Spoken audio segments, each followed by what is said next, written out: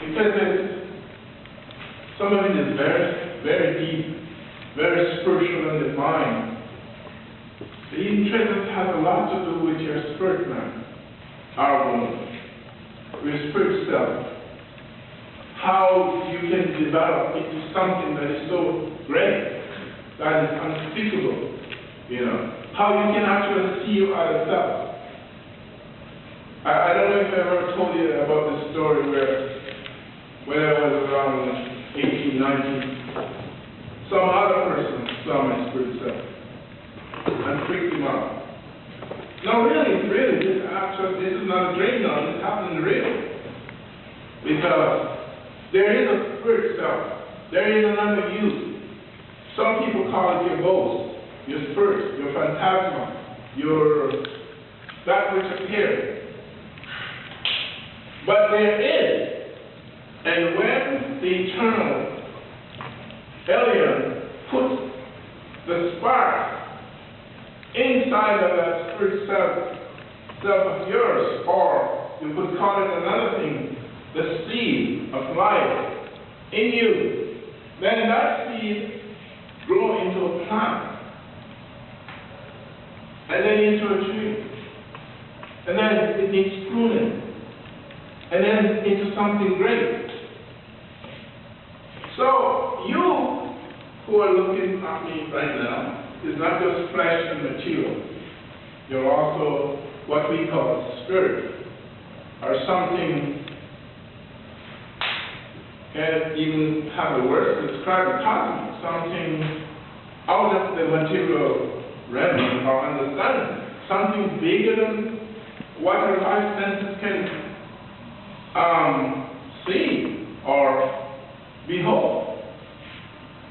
Our spirit is this great part of us that the Father can put part of himself in and make something great of it.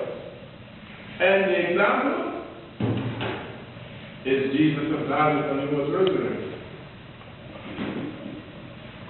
See? When Jesus was resurrected, he was transformed from an ordinary human being into a life-giving spirit. One that had no bounds, one that had no limit, one that had an extraordinary amount of intelligence and knowledge and wisdom, you know, something infinite, you know. So, these are the great things that the Father is able to give to his children now. So you have to understand the importance of your spirit, because much of this is not taught to the 80%. In fact, every time a spiritual leader has risen in the world to teach man about these divine things, they have them killed or stoned or something like that, because here is something that you're not supposed to know. But guess what? The rulers, the elitists, the nobles, they all have their little, what you call them, lodge, or Church of Satan, or whatever you call it, and they go and they do their thing. They do their thing. Yeah. But what we have here is something greater, because what they have is what is called supernatural power. And this supernatural power, these Satanist people use it to do black magic, to do sorcery. That is in Revelation 17. If you look it up, you'll find it. But what the Father Elyon is giving us is divine power. And you should also do some research to know the difference between supernatural and divine. You must make a distinction between things and research it and see, because that's the only way you'll fully understand what I am trying to say to you. Because all these things I'm saying, I've done intensive research on them, and I'm trying the best way I can to explain it to you. But you must know these things. Father Elyon said to me some years ago, he said, I did not give my son supernatural power. I gave him divine power. Yeah. Divine, speaking of Elyon and his holy ones. That's what that is speaking of. Yeah. The divine family of the Most High. So we must know these things. And when you have the spirit of Elyon with you, there's no powers that can destroy you. There's no powers that can keep you down. Because what I saw a few years ago is that he had his hands filled with armors. Armors.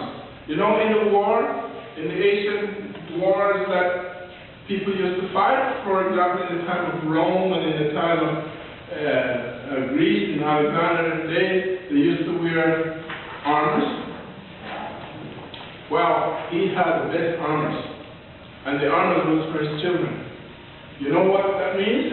That means when you get that armor, there's nothing that Lucifer or Satan and his army shot you that can penetrate you. They can't. Because you put something on you that they just can't. A brother, sister from Greece, she was telling me of a revelation that her husband had, who is not a member of the association yet, even though he has great revelation about us. He said he had this great revelation and he was in a place, and God, or Jesus, was there, and all these snakes came on his body, and they couldn't bite him. They could not sting him. They could not, what does snake do? They could not poison him. I had something like this more than 20 years ago. No, more than 30 years ago. That's how I know he's telling the truth, because I have the same thing. Snake strike me and the snake dies instead of me. You see? Because this is what the Father does when he gives you his divine powers. So you must understand, yeah, he's raising up a people. Oops. where we give them victory over the evil one. So now I have to close because time is